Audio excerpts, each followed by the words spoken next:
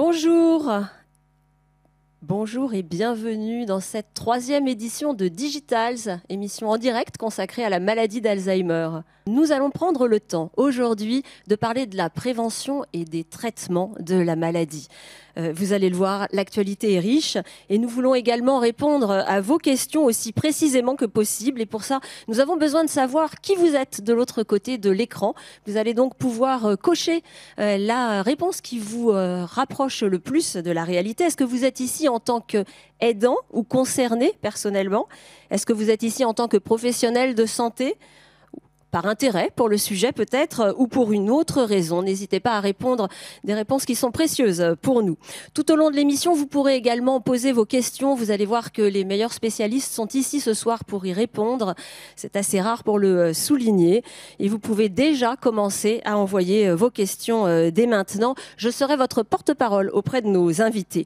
Notre objectif est de comprendre comment nous protéger aussi bien que possible de la maladie, comment la repérer, comment mettre en place des stratégies qui aident à vivre avec elle et également ce qu'il faut penser des nouveaux traitements arrivés ces derniers mois. Et puis vous repartirez en fin d'émission avec une valise, une boîte à outils qui rassemble toutes les adresses, toutes les infos importantes à connaître sur cette maladie d'Alzheimer et les maladies apparentées.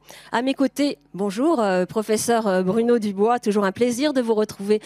Vous êtes neurologue, vous êtes directeur scientifique de la Fondation Recherche Alzheimer qui organise chaque année ces Digitals. Alors on dit souvent que le cerveau reste un organe mystérieux. Cette maladie d'Alzheimer, il y a toujours beaucoup à en dire.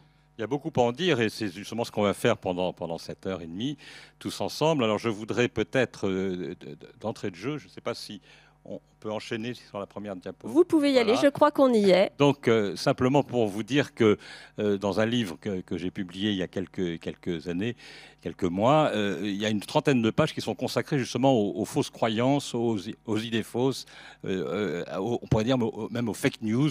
Il y a beaucoup de choses sur Internet nous disant que certains sirops, certains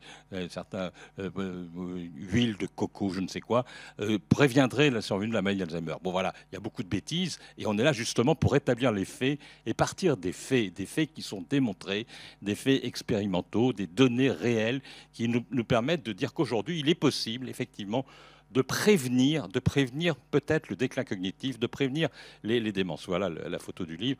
Mais avant qu'on enchaîne sur ces faits, il faut quand même rappeler une chose qui est très importante, c'est qu'il y a l'ensemble des démences et à l'intérieur de cet ensemble, vous avez la maladie d'Alzheimer. Ce qui veut dire que la maladie d'Alzheimer, ce n'est pas l'ensemble des démences, c'est que les faits dont on va parler, qui jouent justement sur les démences, peut-être interviennent par d'autres mécanismes que d'une action directe sur la démence. C'est notamment le cas des facteurs vasculaires. Il est possible que quand on agit sur ces facteurs vasculaires, on n'agisse pas directement sur la maladie d'Alzheimer, mais peut-être sur la composante vasculaire associée à cette maladie, peut-être dans le cas de certaines démences mixtes. Voilà.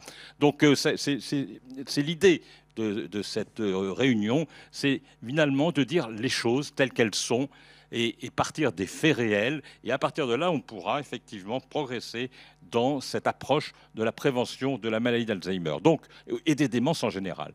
Donc, au cours de cette présentation, on va entendre d'abord le docteur Deladoucette qui nous parlera des facteurs de risque modifiables de la maladie et probablement qu'il parlera plutôt, je pense, de ces facteurs qui jouent sur les composantes vasculaires associées. On parlera aussi de l'alimentation. Il y a beaucoup de choses qui ont été dites sur l'alimentation et je pense que l'éclairage de Maud Wagner de Bordeaux sera pour nous extrêmement intéressante. Et puis on parle beaucoup aussi aujourd'hui du mindfulness, de la méditation. Et là, on a la chance d'avoir la grande spécialiste de cette approche et qui a étudié justement les bases neurobiologiques qui sont associées à ce phénomène de méditation. Et elle nous dira si ça peut aussi avoir un effet de prévention sur la maladie d'Alzheimer. Et enfin, je vous parlerai peut-être d'un nouveau concept qu'on voit poindre et que je trouve intéressant, qui est peut-être l'idée d'une possible prévention pharmacologique de la maladie d'Alzheimer cette fois-ci. Donc je pense qu'à l'issue de ces exposés, vous aurez les idées plus claires sur la façon de prémunir, de ralentir, de retarder l'entrée dans le déclin cognitif. Car cette maladie continue à faire très peur, et pour beaucoup encore plus peur que le cancer. Alors savoir qu'on peut agir, qu'on n'est pas impuissant, qu'il y a des possibilités de ralentir les arrivées des symptômes, les arrivées de la maladie, voilà de très bonnes nouvelles en effet. On va demander au docteur Olivier de la Doucette et à Maud Wagner de nous rejoindre. Olivier de la Doucette est psychiatre et gériatre. Il reçoit en consultation des patients, des familles. Merci Olivier de vous asseoir à nos côtés. Maud Wagner, chercheuse INSERM, voilà, chercheuse INSERM à Bordeaux, au sein du Health Population Center. Alors, on ne va pas promettre des miracles, il ne faut vraiment pas attendre cela de cette émission. On ne va pas promettre des miracles, car on sait que certains facteurs augmentent l'arrivée des symptômes, mais il n'y en a pas un qui nous permettrait de nous assurer de nous mettre à l'abri. Pour autant, essayer de conjuguer l'ensemble des actions qu'on peut mettre en œuvre pour se protéger, ça, c'est un très très beau défi. On va voir quels sont ces facteurs qui augmentent le risque de développer la maladie et comment est-ce qu'on peut, en les évitant, se protéger et retarder l'arrivée des symptômes. Alors, qu'est-ce qu'on peut faire à titre individuel, Olivier de la Doucette ? Eh bien, on peut faire beaucoup de choses, vous allez voir. Mais j'aimerais, avant de vous expliquer quel type de comportement il faut adapter pour prévenir cette maladie, j'aimerais resituer un petit peu le problème. La maladie d'Alzheimer, ce qui nous pose difficulté, c'est que c'est une maladie finalement dont on ne connaît pas encore réellement la cause. On sait dans un nombre très restreint de cas qu'il y a une origine génétique. Heureusement, peu nombreuses, car vous avez des familles où à chaque génération, la moitié des individus vont présenter un Alzheimer avant 50 ans. Mais l'écrasante majorité des cas de maladie d'Alzheimer sont des cas dits sporadiques dont on ne connaît pas vraiment l'origine. Et quand on dit l'extrême majorité, c'est plus de 95-98%. Exactement. Alors, ce qui nous intéresse, c'est la prévention. Or, dans le cas de la maladie d'Alzheimer, on a deux types de prévention sur lesquels on peut agir. La première, qui est la prévention primaire, qui au fond consiste à empêcher l'apparition d'une maladie.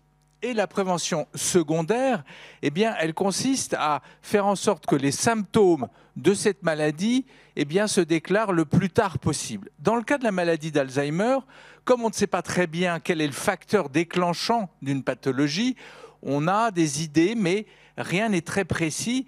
Néanmoins, on a le sentiment qu'il y a un certain nombre de facteurs sur lesquels on peut agir. Le professeur Bruno Dubois nous a parlé de facteurs vasculaires tout à l'heure. Et puis, il y a une autre approche qui est très pertinente, qui est d'agir au fond sur la maladie pour qu'elle se déclare le plus tard possible.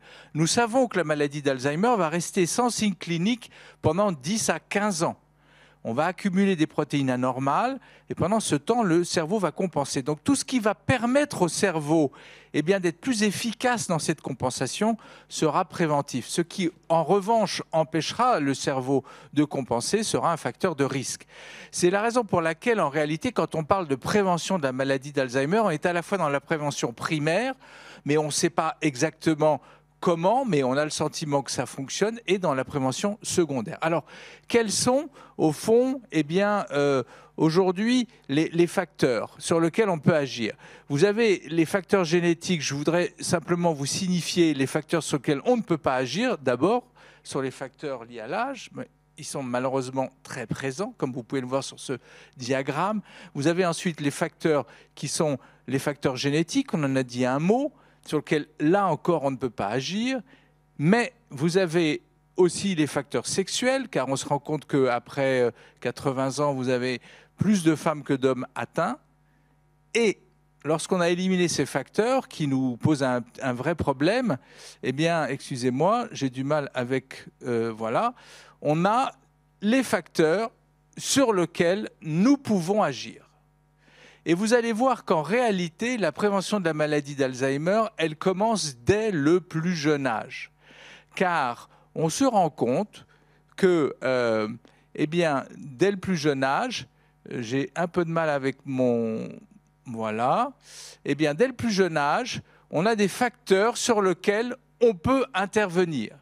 C'est notamment l'éducation. car on se rend compte que la réserve cognitive, c'est au fond la densité de connexion entre les neurones que l'on va créer tout au long de sa vie et qui va dépendre beaucoup de nos études, du métier que l'on fera. Si on fait un métier plus ou moins intellectuel, on va avoir une réserve cognitive qui va être d'autant plus importante. Et cette réserve cognitive va nous protéger contre la maladie d'Alzheimer.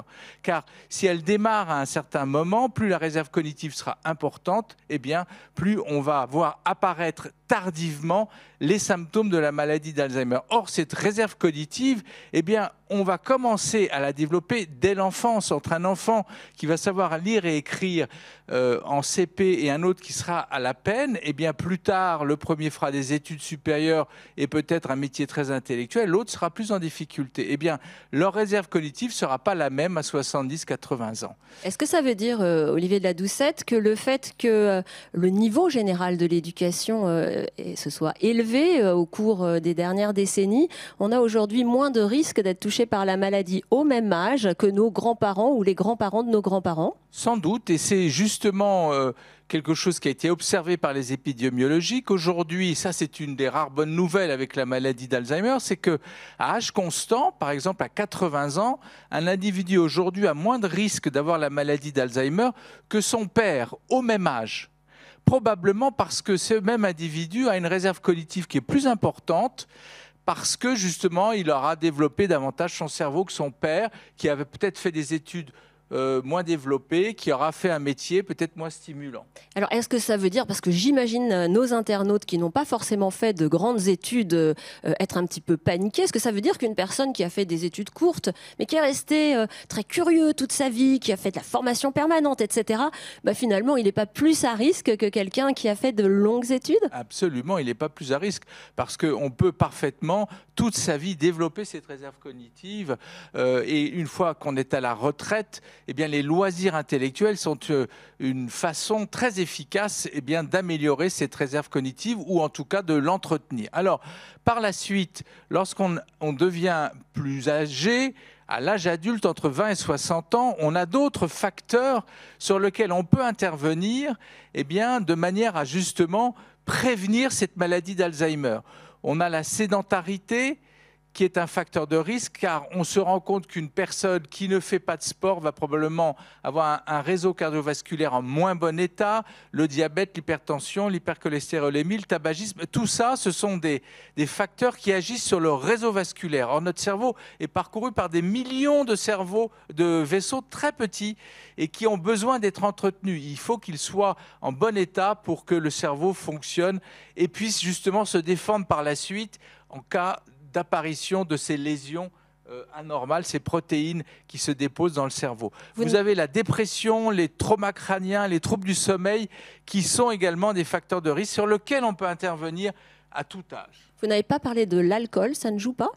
Alors l'alcool, bien entendu, j'aurais pu en parler aussi. Oui, bien sûr que... En excès, hein, l'alcool en excès. Et aujourd'hui, au fond, la limite entre un alcoolisme toléré et un alcoolisme, on va dire, posant problème, est assez basse, puisqu'on parle de 1 à 2 verres par jour maximum. Donc après, vous avez des facteurs protecteurs, à l'inverse de la sédentarité, l'activité physique, les traitements contre tous ces facteurs de risque cardiovasculaire. Et puis lorsqu'on arrive à un âge plus avancé encore, et j'aimerais qu'on me passe la diapo suivante, après 60 ans, on a des facteurs de risque qui sont beaucoup plus clairs, c'est ce qu'on appelle les fameux bourreaux du cœur, qu'on a évoqué tout à l'heure. Tout ce qui altère le réseau cardiovasculaire est un facteur de risque de maladie neurodégénérative. La surdité, on n'y pense pas, mais la surdité fait qu'un individu qui a des difficultés à entendre est moins stimulé au niveau cortical, au niveau du cerveau, et puis se met un peu en retrait, donc il a moins d'interaction avec les autres et il est à risque aussi de dépression. Et puis vous avez l'isolement social, les troubles du sommeil, on revient toujours dessus, et puis d'autres facteurs protecteurs, on va en parler tout à l'heure, j'imagine, l'alimentation, l'activité physique et mentale, les traitements, encore une fois, qui protège contre les altérations du réseau cardiovasculaire. Alors, ça fait déjà réagir, votre intervention. On a une question sur la course à pied, puisque vous parlez de l'activité physique. Est-ce que la course à pied est une activité efficace? Quels en seraient les mécanismes et quelles règles d'entraînement en découleraient? Est-ce qu'il y a des conseils spécifiques sur la façon de pratiquer l'activité? Alors oui, disons que le conseil que je donne, d'abord, si on veut que ça marche, il faut que ça soit régulier, il faut qu'il y ait du plaisir, et il faut que cette activité soit adaptée à l'individu. Donc la course à pied, oui, c'est un facteur qui est très efficace pour prévenir la maladie d'Alzheimer. Je pense que s'y mettre à 60 ans, c'est compliqué si on ne l'a jamais fait avant. Mais on peut à tout âge commencer à faire travailler son cœur. Dès lors qu'on fait une activité qui fait travailler le cœur, à ce moment-là, eh bien, on améliore certainement le réseau cardiovasculaire et c'est bon pour le cerveau parce que ce cerveau, comme je le disais, est parcouru par beaucoup de vaisseaux qui sont fragiles et qui peuvent apporter énormément de métabolites utiles au bon fonctionnement du cortex qui est fragilisé par la maladie d'Alzheimer. Nous avons encore une autre question. Vous n'avez pas parlé de la santé bucco-dentaire et donc on a une question sur ce sujet. Est-ce que ça risque d'augmenter la survenue? Est-ce qu'il faut être attentif à l'état de notre bouche? Absolument, il faut être attentif à l'état de sa bouche, quelle que soit au fond la pathologie, dès lors qu'on veut avancer en âge en bonne santé, car on sait qu'effectivement, l'état de santé bucco-dentaire peut avoir des conséquences importantes sur un certain nombre de facteurs qui peut-être auraient un rôle délétère sur le fonctionnement cognitif par l'intermédiaire de facteurs, on va dire, inflammatoires, en particulier sur la substance dite blanche. Et on pense qu'il y a des bactéries qui pourraient, à partir de la gencive, entrer dans la circulation générale et peut-être jouer un rôle néfaste sur ces facteurs. Donc il faut entretenir sa dentition de toute façon à tout âge et surtout lorsqu'on avance en âge, non seulement pour se protéger du cancer, de la maladie d'Alzheimer, mais aussi de certains cancers et puis également des problèmes de malnutrition. Alors je conclurai en disant qu'en réalité, la bonne nouvelle quelque part, c'est que en se protégeant contre la maladie d'Alzheimer, finalement, il ne vous aura pas échappé que la plupart de ces facteurs qui ont été évoqués sont les mêmes que, dont nous parlons dès lors qu'on s'adresse à la problématique du bien vieillir. Se protéger contre la maladie d'Alzheimer, c'est aussi finalement mettre en place des facteurs positifs, vertueux pour vivre longtemps et aimer ça. Merci beaucoup, docteur de la Doucette. On va enchaîner avec une thématique qui nous vaut également beaucoup de questions. C'est la thématique de l'alimentation. Maud Wagner, vous êtes venu de Bordeaux pour nous aujourd'hui. On vous remercie de nous avoir rejoints. Beaucoup de questions sur l'alimentation. Donc, toujours pas d'aliments miracles, comme je le disais. Mais par contre, de vrais conseils qui semblent vraiment faire leurs preuves. Et ça mérite de partager les informations avec les internautes. Merci beaucoup. Oui, l'alimentation est une exposition qui nous concerne tous les jours et tout au long de notre vie. Et c'est également un facteur qui est donc un facteur de prévention fort impliqué dans les stratégies de prévention contre le vieillissement cérébral. Alors moi aussi, j'ai des petits soucis avec le diapo. Ok, merci. Donc, comme l'expliquait docteur de la Doucette, on sait aujourd'hui que la démence et la maladie d'Alzheimer, qui est sa forme principale, présentent un processus relativement long et silencieux avant l'apparition des premiers symptômes. Donc, selon la cascade pathologique proposée par Jack, vous avez une accumulation anormale dans le cerveau, tout d'abord de la protéine bêta-amyloïde, suivie de la protéine tau, qui vont provoquer une mort prématurée des neurones et donc une atrophie cérébrale. Et à un certain niveau, des premiers troubles cognitifs légers vont apparaître. Cette accumulation va continuer et finalement, à un certain stade, le cerveau va être incapable de compenser et les premiers signes cliniques, les premiers symptômes vont apparaître et le diagnostic de la maladie d'Alzheimer va être posé. Alors pour vous donner quelques chiffres, l'OMS aujourd'hui estime à 55 millions le nombre de personnes affectées dans le monde. Et on sait, comme l'expliquait aussi le docteur de la Doucette, que cette maladie touche principalement les personnes âgées de plus de 65 ans, avec une prévalence de 2 à 4% chez les 65 ans et une prévalence qui augmente avec l'âge, atteignant 15% à peu près chez les 80 ans. Donc dans un contexte actuel où la réponse thérapeutique est très faible, il n'y a pas de traitement, on va dire, efficace et accessible pour tous aujourd'hui, eh bien, les stratégies de prévention sont effectivement indispensables pour nous aider à lutter ou au moins ralentir le processus de la maladie. Alors, je vais parler ici de deux types, on va dire, de stratégies. Il y a un premier type qui est donc la résistance, qui peut s'apparenter à la prévention primaire, où on veut absolument éviter l'apparition des lésions cérébrales dans le cerveau le plus possible. Et puis, même si finalement le processus a débuté, il y a une autre forme de prévention que l'on peut faire qui va favoriser la résilience pour lutter face à la maladie. Et donc l'idée ici est que notre cerveau soit capable d'avoir plus de lésions en fait, cérébrales dans le cerveau, enfin en tout cas de compenser davantage de lésions cérébrales avant même que les premiers signes cliniques apparaissent. Donc là, on va parler de résilience. Donc même si la maladie est là, rien n'est perdu, on peut encore avoir des chances de repousser le diagnostic. Donc certains facteurs ont déjà été, donc facteurs de risque modifiables ont été cités, notamment l'éducation, mais vous avez aussi les activités cognitivement stimulantes qui tout au long de la vie sont très bien pour pouvoir augmenter cette réserve cérébrale dont parlait Dr de la Doucette, la santé cardiovasculaire effectivement, et bien sûr l'alimentation dont je vais vous parler maintenant et qui a un grand rôle aussi sur la santé du cœur. Et voilà. Ce que vous nous dites, Maud, c'est que l'alimentation, elle doit être ajustée avec les conseils qui viennent d'être donnés par le docteur Olivier de la Doucette. C'est pas l'alimentation toute seule, c'est l'alimentation en plus de l'activité physique. Et les conseils que vous allez nous donner avec ce régime MIND, qui veut dire esprit en anglais, mais pas que esprit en anglais. Et on est très curieux de découvrir ça avec vous. Merci. Donc tout à fait, la maladie d'Alzheimer est une maladie multifactorielle. Donc n'hésitez pas à jouer sur l'alimentation, mais sur votre activité, il faut mettre toutes ses chances de son côté. L'alimentation en fait partie, mais pas que. Alors quand on parle d'alimentation, en épidémiologie nutritionnelle, on va repartir à partir du nutriment candidat. Donc ici, je vous ai fait une petite liste en fait, donc des nutriments qui ont un rôle très favorable à la santé cérébrale. La vitamine E, les folates, acides gras polyinsaturés oméga 3. Et donc tous ces nutriments, on va les trouver dans certaines sources alimentaires variées. Donc par exemple, les oméga 3, on les trouve très souvent dans les poissons gras tels que le saumon, etc. Donc, je ne vais pas avoir le temps ici d'aller dans les détails sur tous les mécanismes, etc. Mais ce que l'on sait, c'est que sur cette liste, il y a effectivement des mécanismes très intéressants.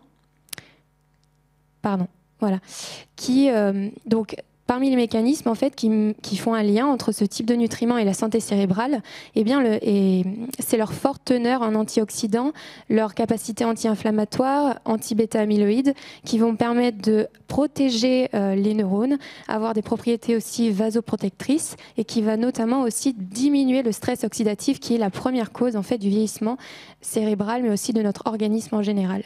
Et puis récemment, on a aussi quelques preuves qui montrent que cette alimentation, une meilleure alimentation, aurait un impact sur la plasticité synaptique donc des neurones et puis aussi sur la production de nouvelles neurones qu'on appelle neurogénèse et donc qui va encore une fois favoriser cette réserve cérébrale qui va nous aider à lutter contre l'apparition de la maladie.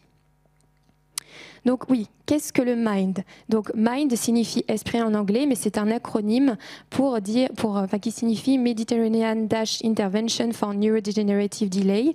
Et c'est un régime alimentaire qui a été créé en 2015, donc c'est très récent, par Dr Martha Claire Maurice, qui est épidémiologiste en nutrition et qui malheureusement nous a quittés, mais qui était de l'équipe de Rush Alzheimer's Disease Center et son équipe en fait continue de travailler sur ce régime. Et l'idée princeps était de développer un régime alimentaire pour lancer un essai d'intervention et regarder l'impact de cette alimentation sur la survenue de la maladie d'Alzheimer. Donc cet essai d'intervention qui s'appelle MIND est en cours, nous n'avons pas encore des résultats. Mais nous n'avons pas encore quelques résultats, mais il devrait sortir d'ici à peu près 2 ans. Donc ce régime MIND a été inspiré de 2 régimes alimentaires très populaires que vous connaissez peut-être, donc le régime méditerranéen et le régime DASH, qui ont été eux développés principalement pour diminuer le risque de maladies cardio-métaboliques. Alors ce régime MIND, il a comme particularité, donc comme je le disais, d'optimiser la santé cérébrale, d'être développé spécifiquement pour ça. Il inclut de façon unique des composantes alimentaires qui sont très riches en polyphénols et en antioxydants, tels que les baies et également les légumes verts à feuilles. Et puis il est très pratique en fait à appliquer puisqu'il recommande non seulement une liste d'aliments à favoriser ou à limiter, mais aussi finalement leur portion et la fréquence à suivre pour optimiser ses bienfaits. Il a aussi d'autres avantages, à savoir qu'il est peu restrictif, accessible à tous les budgets et n'occasionne aucune carence ni d'effets secondaires indésirables, donc ce qui est plutôt favorable.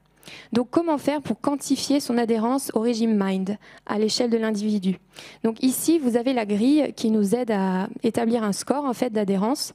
Vous avez en bleu la liste des composantes alimentaires qui sont à favoriser, il y en a 10, et puis 5 composantes à limiter, incluant la viande rouge, les sucreries, les plats industriels transformés, le fromage et les beurres et margarines. Donc nous, en tant que bons Français, ça peut être un peu compliqué, mais ce n'est pas totalement exclu, mais il y a juste des petites limites à suivre. Donc ensuite, pour établir votre score, pour chacune de ces composantes, vous allez avoir les portions à suivre et la fréquence, donc par semaine, par jour, etc. Et en fonction de où vous vous situez, vous allez pouvoir savoir si vous mettez un score de 0, 0,5, 1, et vous allez pouvoir donc savoir où est-ce que vous vous situez dans cette adhérence. Donc si je ne suis pas assez élevée, il va falloir que je mange un peu plus de légumes verts et un petit peu moins de viande rouge peut-être. Par exemple, c'est une très bonne combinaison qui pourrait s'accorder dans ce cas du régime MIND. Et donc 0, vous avez une très mauvaise adhérence. Et si vous avez un score à 15, là c'est excellent, vous avez une adhérence parfaite. Donc, aux États-Unis, dans l'équipe de Martha Claire Morris, ils ont regardé en attendant donc les résultats de l'essai d'intervention, ils ont regardé dans des cohortes observationnelles l'impact potentiel, enfin l'association du moins de ce régime MIND, de son adhérence avec le déclin cognitif et le risque de maladie d'Alzheimer. Et ce qu'ils ont trouvé est très intéressant parce que ce soit une adhérence forte ou une adhérence modérée, eh bien dans les 2 cas, il y avait une réduction du déclin cognitif à gauche. On peut voir que ce déclin était plus modéré dans les catégories fortes et modeste adhérence au MIND. Et à droite, eh bien ils indiquent que l'adhérence forte a diminué le risque de maladie d'Alzheimer de 53%, ce qui n'est pas négligeable, et que ceux qui avaient même une adhérence modeste diminuent leur risque de développer la maladie de 35%. Il y a eu d'autres résultats qui ont été publiés très récemment dans une cohorte française l'année dernière, où là encore on voit que l'adhérence à ce régime MIND diminue le risque de démence de façon globale et aussi le risque de maladie d'Alzheimer pour les individus qui avaient une adhérence forte. Et puis je vais vous parler d'un petit travail que j'ai fait moi-même en post-doctorat aux États-Unis, qui a été publié très récemment dans le journal Alzheimer and Dementia, où là, ce qui était vraiment... Un journal de référence, hein, il faut quand même le dire.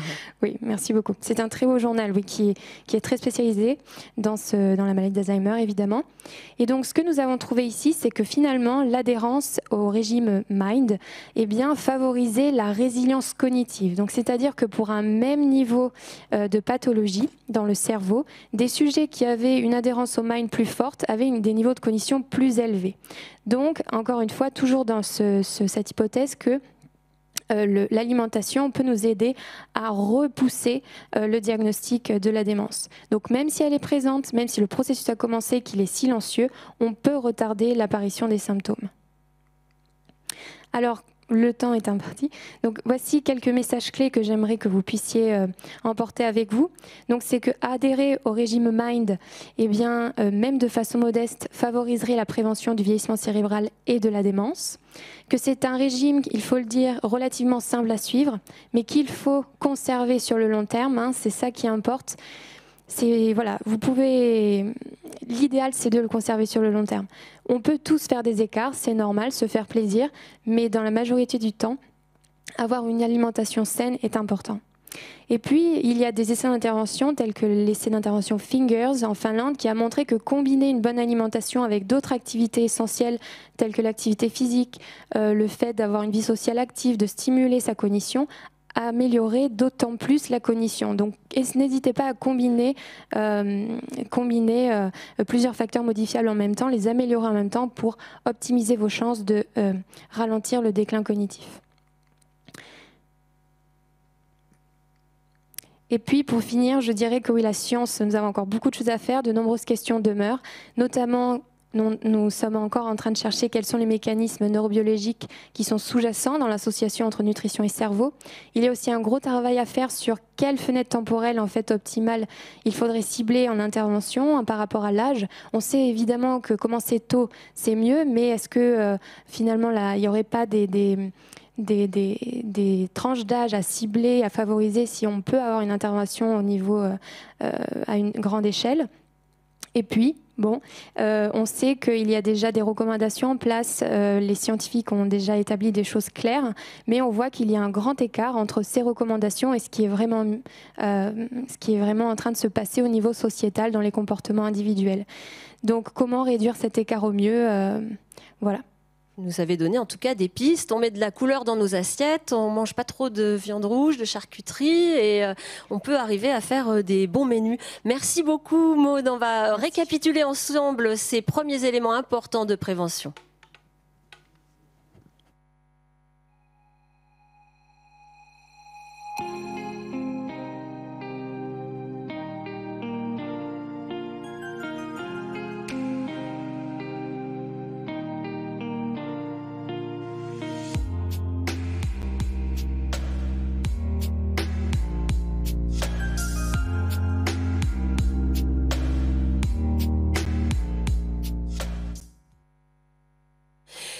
Et voilà les résumés des choses déjà importantes qu'on a mis en place.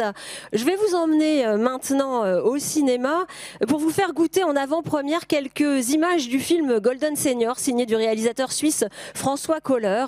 Ce film s'intéresse à tout ce qui favorise le bien vieillir et bien sûr le bon vieillissement du cerveau. Et vous allez voir qu'on va en parler avec Gaëlle Chetla, notre nouvelle invitée. Quelques images pour commencer.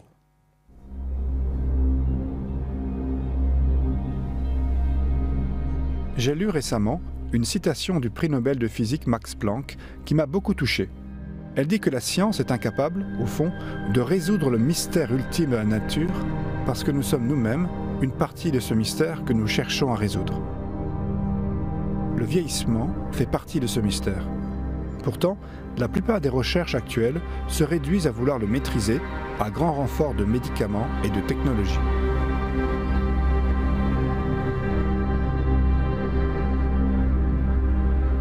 Il y a par contre très peu de recherches qui étudient comment le simple fait d'être heureux en vieillissant agit sur les lois de la nature. L'enjeu est donc de comprendre scientifiquement ce qui se passe dans ce processus lorsque des seniors cultivent activement le bien-être et le bonheur. Et c'est bien là toute la représentation du troisième âge dans notre société qui est en jeu. Est-ce que vieillir, c'est faire naufrage ou au contraire, c'est atteindre l'âge d'or ?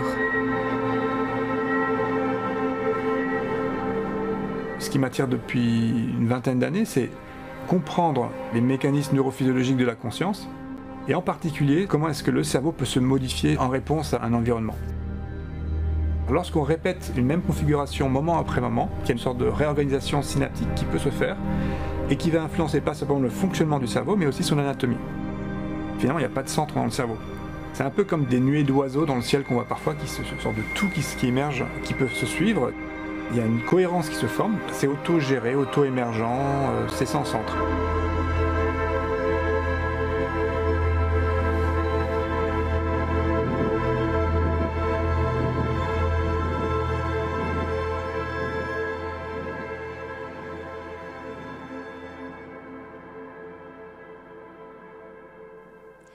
La chercheuse Gaëlle Chetla nous a rejoint et justement son domaine de prédilection, c'est la prévention du déclin cognitif. Merci beaucoup de nous avoir rejoints. Donc vous travaillez à Caen, Gaëlle.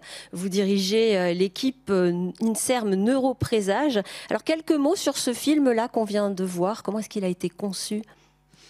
Oui, alors tout d'abord bonjour, merci pour votre invitation, je suis ravie d'être là.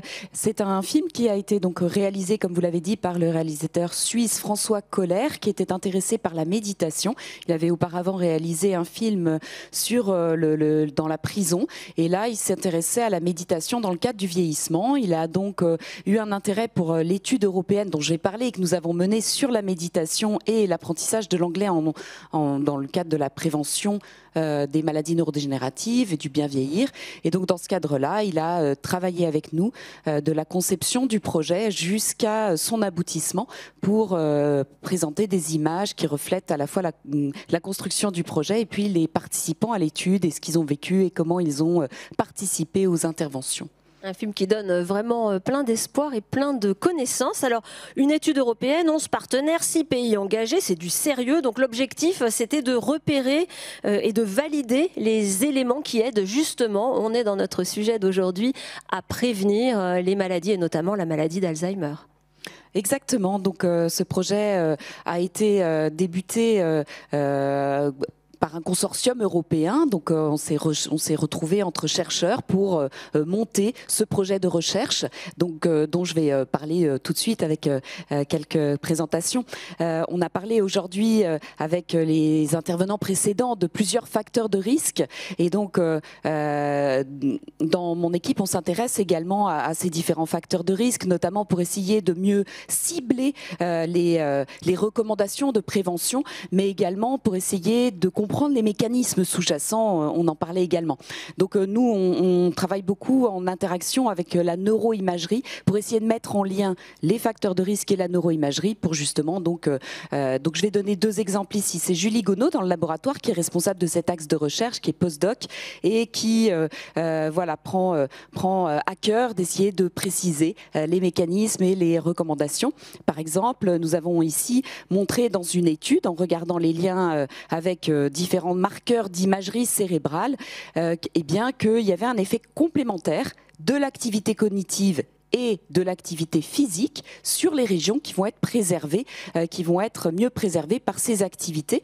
Et puis, on a montré également que, et ça c'est un message important, que l'activité cognitive qu'on peut avoir alors qu'on a pris de l'âge, donc après 60 ans par exemple, eh bien, elle a un impact positif sur le cerveau, même quand on corrige, c'est-à-dire qu'on enlève l'effet potentiel qui était au jeune âge. Donc on en parlait tout à l'heure par rapport à cet effet de niveau d'activité, de niveau d'école en fait, de niveau d'éducation. Eh bien, c'est un message positif dans le sens où peu importe votre niveau d'éducation, le niveau d'activité que vous allez avoir tout au long de votre vie, et notamment après 60 ans, va avoir un impact positif. Cette deuxième étude également au niveau des mécanismes pour illustrer le fait également que l'imagerie permet d'essayer d'aller un peu plus loin sur les mécanismes. On voit ici que on a à gauche un groupe de femmes, à droite un groupe d'hommes. Dans cette population-là, on n'avait pas nécessairement de différence du niveau d'activité. Mais quand on regardait les liens avec des marqueurs d'imagerie, eh bien on voyait que l'activité physique avait un effet protecteur sur le cerveau par des mécanismes différents chez les femmes et chez les hommes. Dans tous les facteurs de risque dont on a parlé, eh bien, on a soulevé la question de la dépression, du stress, de l'anxiété, des problèmes de sommeil, sans nécessairement que des études aient directement ciblé pour essayer de vaincre ces facteurs de risque. Et donc, c'est ce qu'on s'est intéressé à faire en s'intéressant à la méditation et pour essayer de cibler plus directement les aspects psychoaffectifs, les facteurs de risque psychoaffectifs du vieillissement. Et donc, dans le cadre, donc déjà juste rapidement définir la méditation, parce qu'il y a quand même des idées fausses autour de la méditation. Donc la méditation, c'est pas ne rien faire, c'est pas se vider le cerveau, c'est un exercice mental. Ça veut dire qu'au contraire, on est en train de faire un exercice mental qui va avoir un impact significatif sur notamment le cerveau. Et c'est un exercice donc c'est une famille de pratiques qui vise à réguler les émotions, réguler également les capacités attentionnelles et qui ont à viser de bien-être et de développer des capacités prosociales, des qualités prosociales. Donc il y a une famille de pratiques, il n'y a pas une seule pratique. On parle très souvent en recherche de la pratique de pleine conscience qui est la plus étudiée parce qu'elle a été développée dans le cadre de programmes standardisés dans différentes langues qui permettent donc d'être plus facilement étudiée en recherche. Donc, je parlais du projet européen qu'on a construit. Ce projet s'appelle Silver Santé Study ou Meditaging pour le nom public. Vous retrouvez les informations sur les sites internet qui sont indiqués. Je vais juste maintenant en parler vraiment très brièvement. Donc, vous le disiez, 11 partenaires dans 6 pays européens autour d'expertises qui sont utiles pour ce projet. Donc, différentes expertises qui ont été développées dans le cadre de ce projet et qui également un ensemble d'enseignants, experts de la méditation, mais vous allez le voir également, de l'apprentissage d'une langue étrangère, puisque c'était également une intervention qui nous intéressait. Dans le cadre de ce projet, on a réalisé 2 grosses études, SCD-Well à gauche, Age-Well à droite. SCD-Well a été coordonné par Nathalie Marchand en Angleterre et visait à regarder si la méditation pouvait diminuer le niveau d'anxiété chez des patients qui se plaignent de leur mémoire, qui n'ont pas forcément de déficit cognitif ou pas encore, mais qui vont consulter parce qu'ils sont inquiets. Et on voit qu'effectivement, un entraînement de 8 semaines de méditation permettait de diminuer significativement le niveau d'anxiété chez ces patients et que cet effet était maintenu au cours du temps après 6 mois.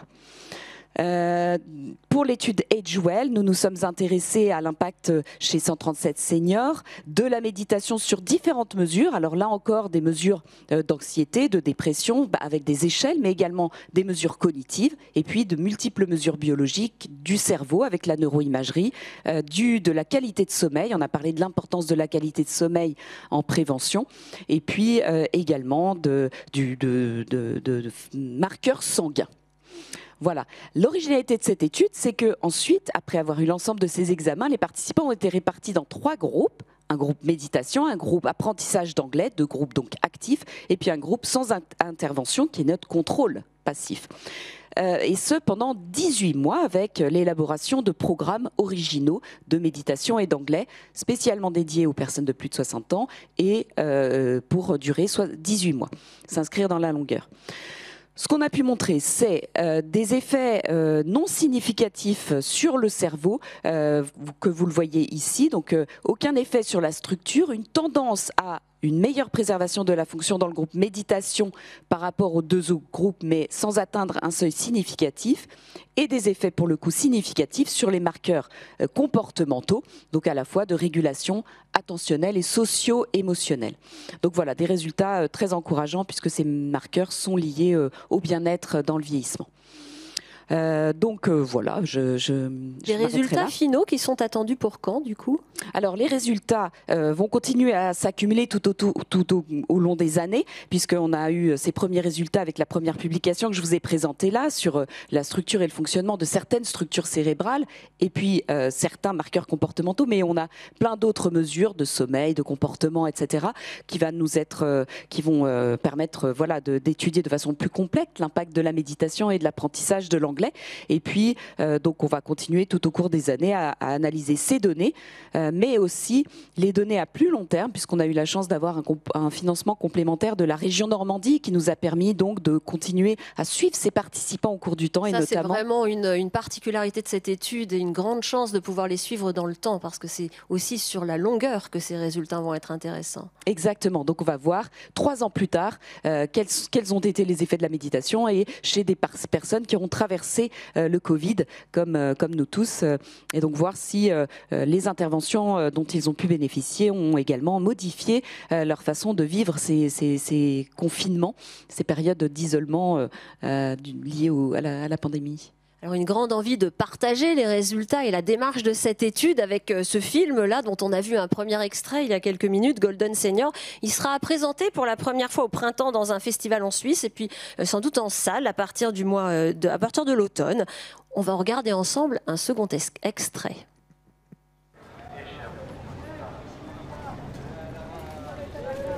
L'hypothèse de travail, c'est qu'on va modifier l'évolution normale du vieillissement par cette intervention. Et donc il faut une intervention lente pour montrer cette modification de la trajectoire. L'idée, ça serait aussi de savoir si la méditation, qui est encore plus focalisée sur un entraînement de l'esprit, serait encore plus efficace, on pourrait dire, ou protégerait encore davantage du vieillissement par rapport à un engagement intellectuel constant de gens qui ne cessent de lire, de réfléchir, d'écrire, de créer, Est-ce qu'il y a dans ce domaine déjà des données assez solides?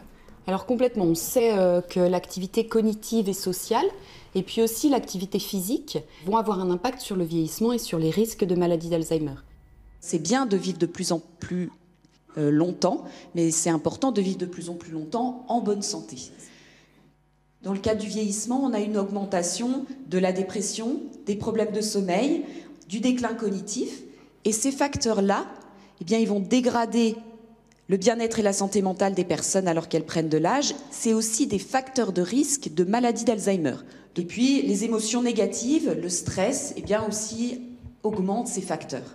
Les fonctions cognitives qui déclinent le plus avec l'âge sont les fonctions attention et mémoire. Et nous, on a des arguments, je vais vous les montrer juste après, pour penser qu'un entraînement mental pourrait avoir un impact positif sur ces facteurs.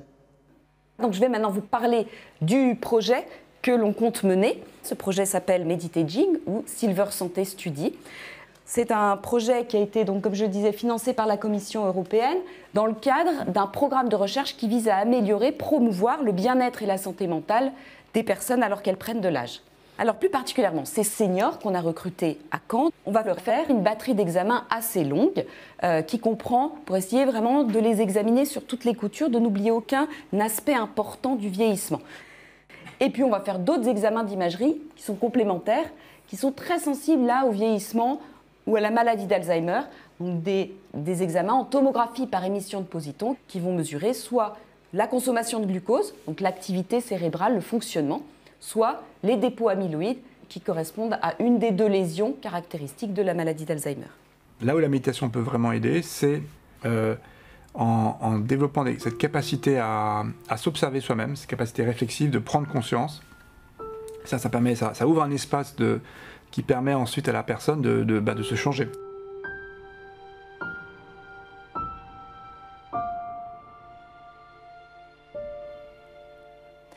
Toutes ces pistes sont vraiment porteuses d'espoir, elles nous donnent envie d'agir. Et puis il y en a une, vous nous avez intrigué tout à l'heure, professeur Dubois, dont on n'a pas encore parlé, c'est la piste de la prévention pharmacologique. On parle de médicaments, là, racontez-nous. Oui, c'est un peu ce que je vais vous dire là, c'est quand même un petit peu provocateur. Hein. Je suis conscient que l'hypothèse que je vais vous présenter ne reste qu'une hypothèse et on est un peu dans la science-fiction. Mais quand même, comme les interventions précédentes, elle va se fonder sur des faits. Et je voudrais partir des faits et à partir de là, peut-être commencer à rêver à ce qui pourrait être une prévention pharmacologique de la maladie d'Alzheimer. Alors quels sont les faits dont je voudrais vous parler? Le premier fait, c'est que ce qu'on appelle les DMT, les Disease Modifier Therapy, les traitements qui sont physiopathologiques, qui agissent sur les lésions de la maladie, nettoient les lésions amyloïdes du cerveau. C'est un fait. Tous les derniers médicaments que nous avons étudiés chez nos patients ont cet effet-là, c'est-à-dire que, vous voyez, sur une durée de 18 mois, ils vont diminuer jusqu'à 60, voire 80% des lésions amyloïdes du cerveau. C'est un fait. Nous avons aujourd'hui des médicaments qui suppriment les lésions amyloïdes dans un temps assez rapide.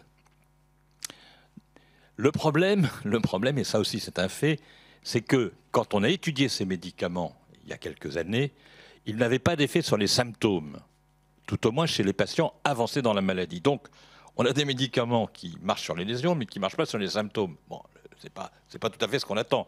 On aimerait qu'ils marchent sur les symptômes. Donc, à ce moment-là, il y a eu une idée, c'était que peut-être ça ne marchait pas sur les symptômes parce que les patients qui étaient inclus dans les études étaient peut-être trop avancés dans leur maladie et qu'il fallait changer de paradigme et aller vers des patients plus précoces. Deuxième fait, le fait numéro 2, s'il vous plaît. Voilà. Le deuxième fait, c'est qu'on a maintenant un médicament qui a été essayé sur des patients plus précoces et ça marche. Ça ralentit la progression de la maladie. Alors l'effet n'est pas spectaculaire, vous voyez, ça ralentit un peu la progression, ça ne guérit pas la maladie, ça ne stoppe pas son évolution, on ne revient pas en arrière, mais on ralentit le processus pathologique, on ralentit la progression de la maladie. Donc, c'est le fait numéro 2, on a aujourd'hui des médicaments qui non seulement nettoient les lésions, mais aussi ont un effet sur la progression de la maladie. Et cet effet pour nous, sera d'autant plus important que les patients seront traités le plus tôt possible et le plus longtemps possible. Voilà. Donc, traiter le plus tôt possible. Et ce qui est intéressant, si vous voulez, c'est que les résultats, ce résultat valide dans une certaine mesure le modèle sur lequel on travaillait depuis 20 ans, c'est-à-dire ce qu'on appelle le modèle de la cascade amyloïde. C'est-à-dire que le modèle sur lequel on travaillait était que les lésions des protéines tau qui sont présentes chez toutes les personnes âgées, tout à coup, lorsque on voit apparaître dans le cerveau les lésions amyloïdes, il y a une sorte d'embrasement de la pathologie tau qui va envahir l'ensemble du cortex cérébral et être responsable des troubles cognitifs. Et si vous avez bien suivi ce que je vous ai dit, eh bien, les données actuelles valident ce modèle. Pourquoi ? Parce que quand on traite les lésions amyloïdes, quand on nettoie les lésions amyloïdes du cerveau, on observe deux choses. D'abord, les marqueurs tau diminuent. Donc ça montre bien qu'il y a une relation entre amyloïdes et tau. Et deuxièmement, comme je vous l'ai montré, les troubles cognitifs sont ralentis. Donc ce modèle est en passe d'être validé. Fait numéro 3, les lésions de la maladie sont repérables avant les symptômes. On a aujourd'hui des biomarqueurs qui nous permettent de mesurer des protéines, ces protéines anormales, et on a montré chez des patients qui ont une forme génétique qu'ils avaient déjà, malheureusement, ces changements lésionnels avant l'apparition des symptômes, 10 à 15 ans avant l'apparition des symptômes.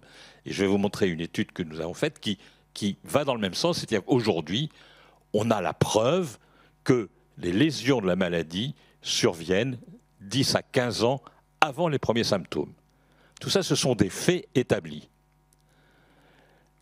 Alors, un point important, diapo suivante, voilà, c'est qu'à partir de cette réalité, on a le concept de stade préclinique. Alors là, il faut que vous compreniez le message.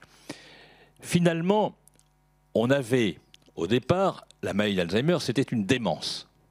Vous voyez, le stade numéro 3.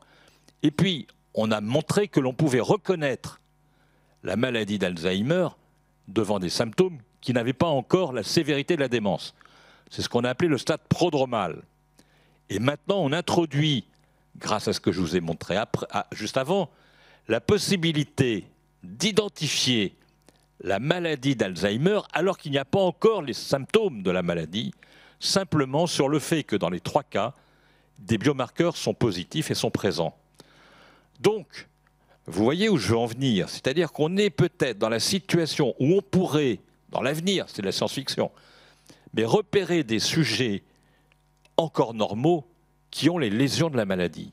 Et comme, si vous m'aviez bien suivi, on a des médicaments qui nettoient les lésions, on peut commencer à rêver et se dire que, dans l'avenir, on pourrait peut-être, si on arrive à repérer ces gens qui sont à risque de développer la maladie sur la présence des lésions, on pourrait à ce moment-là leur donner ces médicaments qui nettoient les lésions et donc peut-être retarder, cette fois-ci, l'entrée dans la maladie.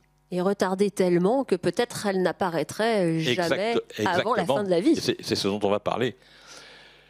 Fait numéro 4. Alors la grande question, évidemment, est celle-ci. Est-ce que le fait d'avoir les lésions suffit à affirmer la survenue de la maladie? Eh bien non. Et c'est un travail que nous avons fait. Je vais le présenter très rapidement, simplement vous indiquer que nous avons suivi un nombre important de sujets âgés, normaux, et dont on a montré que 28% d'entre eux, c'est-à-dire il y en avait 88, qui avaient les lésions amyloïdes. On les a suivis pendant 7 ans. C'est une étude qui a été notamment soutenue par la FRA. On les a suivis pendant 7 ans. Et après 7 ans, sur les 88 sujets qui étaient cognitivement normaux, ils avaient à ce moment-là 83 ans, âgés. Eh bien, seuls 16 ont progressé vers la maladie d'Alzheimer. Donc ça veut dire, si je compte bien, il y en avait 88, ça veut dire que 72, 72, n'ont pas évolué vers la maladie. Donc, voyez, le fait d'avoir des lésions ne suffit pas à déterminer formellement l'évolution de la maladie. Pourquoi ? Eh bien, on en a parlé tout à l'heure, parce qu'il y a des mécanismes de compensation, et nous avons montré déjà ces mécanismes de résilience, ces mécanismes de compensation. Je le présente très rapidement si vous voulez, mais vous voyez la ligne du haut, ce sont des sujets qui n'ont pas de lésions. Eh bien, on leur fait des électroencéphalogrammes, vous voyez, pendant trois années successives, il n'y a pas de modification. Au-dessous, vous avez des sujets qui ont des lésions mais qui restent stables sur un plan fonctionnel, qui ne s'aggravent pas et qui n'ont pas de troubles après 3 ans. Et vous voyez qu'en revanche, la distribution de leur activité électrique change et on voit une augmentation de ce qu'on appelle la bande alpha dans la région frontale. Donc c'est la zone rouge, hein, là, qui est... La zone rouge. Ce qui veut dire que le cerveau est capable de modifier son fonctionnement pour maintenir une fonction alors qu'il y a une altération de la structure. C'est ce qu'on a appelé le concept de résilience cérébrale. Donc, vous voyez le problème face auquel on est confronté, c'est que il va falloir évaluer le risque chez les sujets normaux, chez les sujets asymptomatiques, dans cette hypothèse dont je vais vous parler à la fin, qui est celle de la prévention pharmacologique, car on sait qu'il y a des facteurs qui sont négatifs, qui aggravent le risque. Vous avez la liste à gauche. Vous avez la liste à gauche, et vous avez en revanche des facteurs qui sont au contraire favorables, qui diminuent le risque. Donc il va falloir pour chaque individu évaluer, si vous voulez, son risque de développer la maladie, puisque le fait d'avoir les lésions ne suffit pas. Donc il va falloir bien calculer le risque pour chacun d'entre eux et ne traiter de façon préventive que ceux qui ont un risque très élevé, bien sûr. Et voilà comment je vois les choses dans une vision d'avenir, si vous voulez. C'est qu'on va avoir la possibilité peut-être de suivre des sujets à risque ou des sujets contrôle que l'on va suivre et que l'on va mettre dans des cohortes. À partir de ces cohortes, on va pouvoir, c'est ce vers quoi on réfléchit, établir des bases de données. Et ces bases de données vont nous produire ce qu'on appelle des algorithmes de prédiction. C'est-à-dire que 1 plus 2 plus 3 plus 4 égale un risque de 80%. 1 plus 2 plus 3 plus 4 plus 5 égale un risque de 95%, admettons. Bon. Une fois qu'on aura ces algorithmes de prédiction, on va créer, c'est un rêve, hein, mais c'est de la science-fiction, on va créer des centres de prévention du déclin cognitif. Et on aura des sujets qui vont venir nous voir parce qu'ils ont une inquiétude, parce qu'ils ont des troubles de mémoire, parce que dans leur famille, il y a quelqu'un qui a eu la maladie d'Alzheimer, donc ils sont inquiets. On va évaluer le risque personnalisé pour ce sujet. Et en fonction de ce qu'on trouvera, on fera des interventions ciblées sur des facteurs de risque dont on nous a parlé tout à l'heure, ou avec des thérapeutiques s'ils ont un risque très élevé. Et voilà comment on pourrait éventuellement imaginer l'évolution, et c'est mon hypothèse. Il y aurait des centres de prévention du déclin cognitif, des sujets qui viendraient, des sujets asymptomatiques, mais qui sont à risque parce qu'ils ont des lésions amyloïdes que l'on mettra en évidence soit dans le liquide céphalorachidien, soit peut-être même dans le sang. On est en train de travailler là-dessus. Et on leur fera une cure de MAB, c'est-à-dire d'anticorps monoclonaux en sous-cutané. Très bien. Et puis on les reverra 3 ans après. Imaginez que ce sujet soit toujours asymptomatique. On lui fait un bilan et on voit qu'il est toujours à risque parce qu'il a les lésions amyloïdes. Mais il est asymptomatique. On leur fera une cure d'anticorps monoclonaux. Et puis il revient, admettons 3 ans après, il est toujours asymptomatique, on lui refait un bilan, il est toujours à risque, et on lui fera à ce moment-là des anticorps monoclonaux. Et ainsi de suite. Donc de cette façon-là, on peut rêver, c'est un doux rêve, on peut rêver que l'on arrivera de cette façon-là à nettoyer les lésions amyloïdes des sujets âgés et qui n'ont pas de troubles, et les empêcher de rentrer dans la maladie. Voilà, c'est ce que j'appelle la prévention pharmacologique. C'est un doux rêve. Mais ce qui est intéressant, c'est que les faits sont là. On a des médicaments qui nettoient les lésions. On peut maintenant identifier des sujets qui sont normaux, mais qui ont les lésions. Et donc, le modèle peut s'appliquer. La seule chose, c'est qu'il faut démontrer cette efficacité. Et sachez qu'il y a aujourd'hui, aux États-Unis, des études qui portent sur des sujets asymptomatiques avec ces médicaments. Le problème, c'est qu'on n'aura pas les réponses avant 4, 5 ou 6 ans. Ça va être très très long. C'est une étude très longue, mais on est en train de valider ce modèle-là. Écoutez, en tout cas, ce sont des propos qui nous valent un certain nombre de questions. Alors, restez avec moi. On nous demande, par exemple, s'il faudrait un jour envisager un dépistage systématique, par exemple, quand on atteint l'âge de 60 ans. Alors, c'est évidemment ce qui est sous-tendu par cette approche. La seule chose, c'est que ça n'est envisageable que lorsqu'on aura la preuve que ces médicaments marchent. On ne va pas aller dépister des gens si on n'a rien à leur proposer. Mais si cette idée fonctionne, à ce moment-là, est validée, si vous voulez, à ce moment-là, on ira probablement, comme il y a un dépistage du cancer du sein, comme il y a un dépistage du cancer colorectal, eh bien, il y aura un dépistage des lésions de la maladie d'Alzheimer.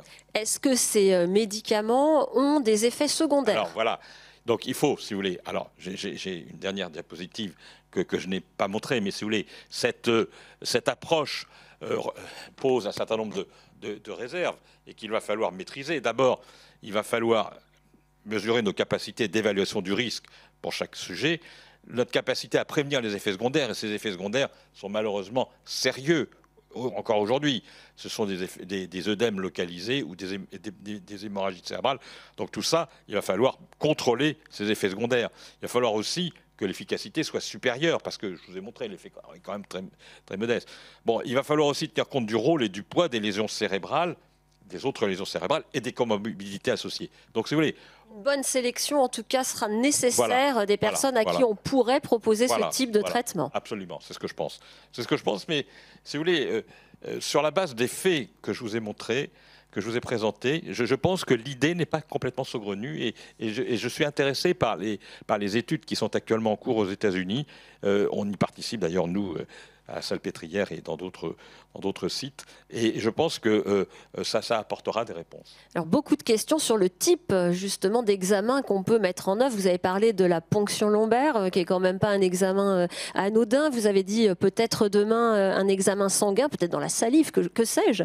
Qu'est-ce qu'il y a aujourd'hui comme de disponible pour les internautes qui nous écoutent et qui souhaitent évaluer leurs risques? Alors, d'une façon générale, il y a deux choses à dire. Premièrement, il n'est pas question d'évaluer le risque. Aujourd'hui, c'est des gens normaux. On ne le fait pas en clinique. Ça, ce n'est que pour la recherche, puisqu'on n'a rien à proposer. Ça ne sert à rien de rechercher la présence des lésions chez soi-même si on n'a pas de symptômes, pour la bonne raison d'ailleurs que je vous ai dit, que beaucoup d'entre eux n'évolueront pas vers la maladie. Donc ça aurait pour conséquence de nous inquiéter, à tort peut-être. Donc on ne recherche pas. Il ne faut pas rechercher ces marqueurs biologiques chez des gens qui n'ont pas de symptômes, premièrement. Deuxièmement, aujourd'hui, on les recherche en clinique chez des gens qui ont des symptômes pour confirmer la maladie. On le recherche essentiellement par ponction lombaire, car c'est seulement la ponction lombaire qui apporte la certitude. Les prélèvements sanguins, les études sur le sang n'ont pas montré de fiabilité à 100%, loin de là. C'est valable sur un plan statistique, sur une population, mais pas sur un individu. Donc on oublie le sang aujourd'hui. Et ça reste l'espoir de demain. Ça reste l'espoir de demain, ça va être très difficile parce que la sensibilité va être très très très discrète, parce que si vous voulez, c'est des concentrations qui sont très très basses, et donc il va falloir des techniques ultra sensibles pour arriver à avoir des résultats fiables. Ça sera certainement, c'est l'avenir, on y travaille tous. À Salpêtrière, on a maintenant des machines extrêmement sophistiquées qui nous permettent d'arriver à un très haut niveau de fiabilité, mais ça ne remplace pas le liquide céphalorachidien aujourd'hui. Des questions également sur la génétique. Est-ce que la maladie d'Alzheimer est héréditaire? Et puis, je mets cette autre question d'un autre internaute dans le même pot. Est-ce que la recherche a avancé en ce qui concerne la transmission de cette maladie aux enfants? Beaucoup d'inquiétudes des internautes sur ce sujet. Alors, la maladie d'Alzheimer n'est pas héréditaire, elle est exceptionnellement génétique. En revanche, il y a dans des familles ce qu'on appelle des agrégations familiales, pour deux raisons. D'abord parce que cette maladie est naturellement fréquente, d'autant plus qu'on arrive à un âge où elle devient extrêmement fréquente. Donc, à partir du moment enfin extrêmement fréquente, relativement fréquente. Donc, à partir du moment où la population générale vieillit, on arrive avec des familles où la maladie est naturellement fréquente. Donc on s'inquiète et on se dit il y a une composante génétique. Non, il n'y a pas de composante génétique héréditaire. Simplement, il y a quelques familles dans lesquelles la présence d'une protéine qui est génétiquement transmise, qui est la protéine apolipoprotéine E, peut être d'un type qui rend la maladie un petit peu plus fréquente. Mais ça n'est pas une maladie génétique. Une personne qui aurait un parent ou un frère ou une sœur qui a développé la maladie d'Alzheimer à 75 ans, ça exclut la forme génétique? Ça exclut la forme génétique, absolument. Absolument. C'est simplement qu'à 75 ans, la maladie est naturellement fréquente, de l'ordre à 75 ans, c'est un peu moins de 20%. Voilà. Donc, à partir du moment où on a 75 ans, à partir du moment, si vous voulez, où on n'a pas, entre guillemets, c'est de mauvais humour, mais on n'a pas la chance de mourir d'un accident de voiture à 30 ans, d'un infarctus du myocarde à 50 ans, et voilà, ou du Covid, eh bien, on arrive à l'âge où la maladie devient fréquente. C'est-à-dire qu'on le voit d'ailleurs, et c'est une maladie d'ailleurs, et c'est intéressant, dont les pouvoirs publics ont pris récemment conscience. Ça ne fait qu'il n'y a que 20 ans que le premier rapport a été fait par les pouvoirs publics sur les problèmes posés par la maladie d'Alzheimer. Bien après tout ce qui s'est fait sur le cancer. Alors quand bien même à 75 ans, vous avez 80% de chances de ne pas être touché, il y a tellement de personnes de plus de 75 ans qu'en termes de société, effectivement, pour les pouvoirs publics, c'est un sujet dont on ne peut plus aujourd'hui, qu'on ne peut plus éviter. Il va falloir le prendre à bras le corps. C'est ce que fait d'ailleurs la Fondation pour la recherche Alzheimer. Tout à fait. Bon, écoutez, j'ai beaucoup de questions, mais je pense qu'on va les garder pour notre table ronde. Je vais proposer à nos invités de nous rejoindre parce qu'on a des questions sur l'alimentation, sur le dépistage, sur les facteurs de risque modifiables. Enfin, vous avez été très nombreux à nous envoyer des questions et je vois qu'il y en a encore beaucoup qui arrivent. Voilà, Gaël Chetala, Maud Wagner, Olivier de la Doucette, merci de nous rejoindre. Très bien. Eh bien, écoutez, je vais commencer par l'alimentation. Allez. Les substituts à la viande, galettes de soja, tofu, céréales, peuvent-ils jouer un rôle positif en prévention? On n'en a pas spécifiquement parlé tout à l'heure, donc maintenant, il va falloir en parler. Alors, toujours, ce qui est important de dire, c'est qu'un aliment à lui tout seul ne peut pas être un médicament, enfin un aliment miracle. Après, l'avantage qu'on va avoir sur ces aliments, on va dire non carnés, c'est qu'effectivement, ils vont être moins riches en lipides, etc., enfin en protéines, et du coup, ils vont permettre de réduire cet apport en viande qu'on recommande, par exemple, dans le régime MIND. Après, à proprement parler, leurs vertus particulières, il y a très peu d'études à ce sujet parce qu'ils sont consommés par une population très particulière. Donc, c'est dur actuellement de pas de données spécifiquement pour le risque de la démence, mais ça peut être des bons compléments dans ces aliments pour diminuer encore une fois nos apports en viande. Donc si vous aimez les galettes de soja, tofu, céréales, il n'y a pas de contre-indication à la suite de cette émission. Une question également sur les pesticides. Est-ce qu'il y a une influence ou des choses qui ont été démontrées sur une alimentation qui serait source d'ingestion de pesticides? Est-ce que l'alimentation bio est à conseiller, autrement dit? Bien sûr, donc en termes cette question on parle beaucoup de quantité, de fréquence, et la qualité est très difficile à mesurer au niveau de l'individu dans nos études épidémiologiques, mais évidemment que ça a une valeur indéniable. Et en ce qui concerne les pesticides, encore une fois, nous n'avons pas de données qui permettent d'avoir une assurance sur leur impact direct ou indirect sur la maladie d'Alzheimer, mais si possible, effectivement, il faut favoriser des produits de qualité biologique, etc. Oui. Tout à fait. Merci. Est-ce que la maladie d'Alzheimer est liée au stress? Une question pour vous. Qu'est-ce qui a été démontré sur le sujet? Voilà, une des questions de nos internautes. Alors le stress, de façon générale, un stress qui se répète, qui se maintient dans le temps, de haute intensité, qui peut représenter un stress au travail ou ce genre de choses, on sait que de façon générale, ça a un impact négatif sur le cerveau, et notamment l'hippocampe, qui est une des structures du cerveau qui sert notamment à la mémoire. C'est une structure qui est particulièrement sensible au stress. Or, c'est aussi une structure qui est une des premières touchées par la maladie d'Alzheimer, et la taille de l'hippocampe, eh bien, est liée au risque de maladie d'Alzheimer. Donc c'est vrai qu'on en déduit que réduire un stress pourrait permettre de préserver notamment cette structure, mais aussi la plasticité cérébrale en général, et donc par là même prévenir la maladie d'Alzheimer. Est-ce que la dépression favorise l'arrivée d'Alzheimer, ou est-ce que c'est la maladie d'Alzheimer qui entraîne une dépression? L'œuf ou la poule?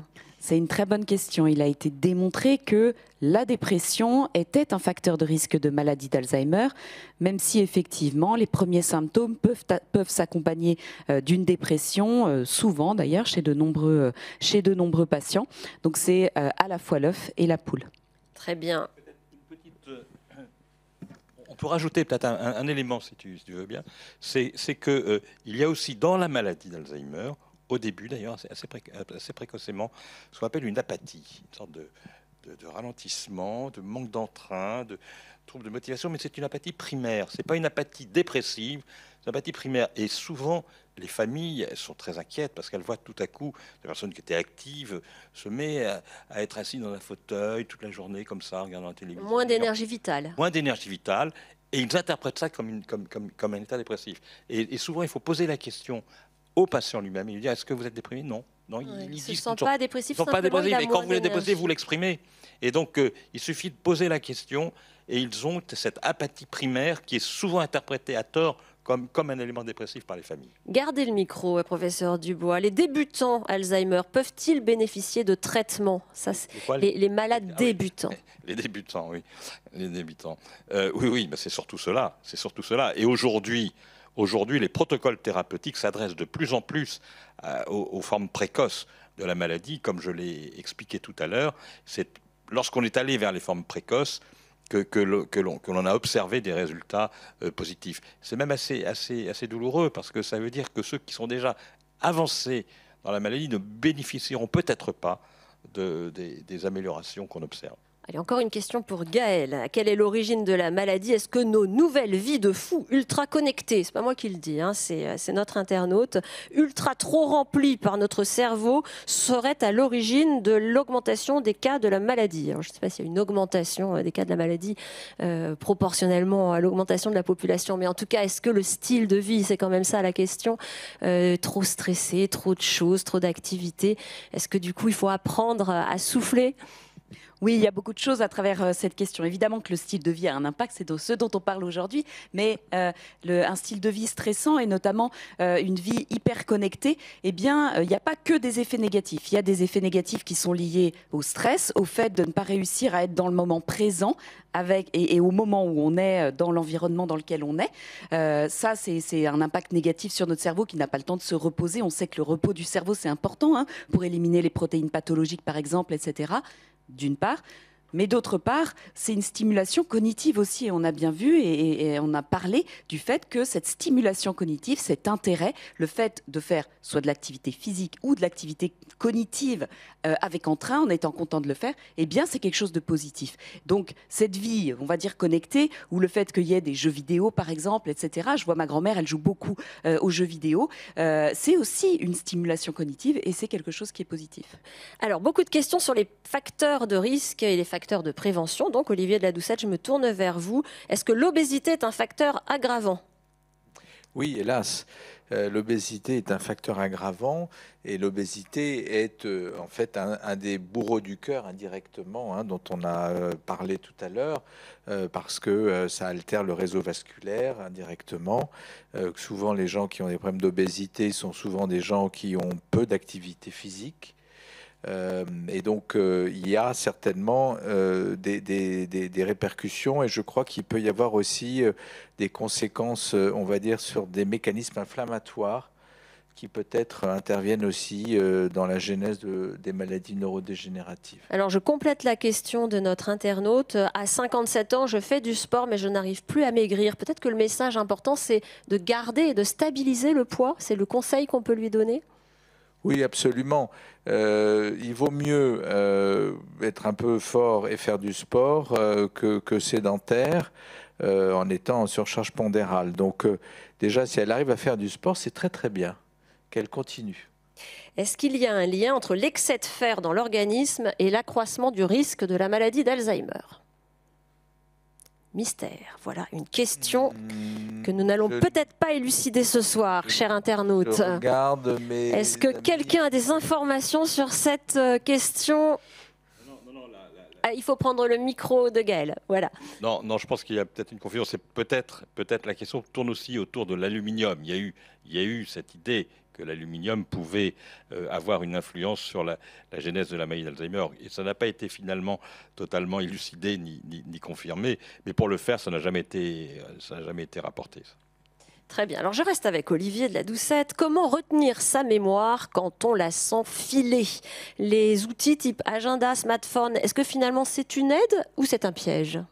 Ah, c'est une bonne question. Effectivement, Bien prochain. mon sentiment, c'est que une chose nous frappe tous, et je pense que tout le monde s'en rend compte au quotidien. Par exemple, il y a une vingtaine d'années, on avait tous en mémoire une trentaine de numéros de téléphone, ou du moins une vingtaine, et aujourd'hui, si on en a 3 ou 4, c'est le grand maximum. Donc on voit bien que notre mémoire n'est plus sollicitée de la même façon aujourd'hui qu'autrefois. Moi, je pense que des béquilles mnésiques peuvent être utiles dès lors qu'elles permettent à l'individu de ne pas être trop anxieux par rapport à sa mémoire. D'accord ? Ce qui est important, c'est pas être dans une espèce de logique d'interrogation permanente sur vais-je ou non retenir.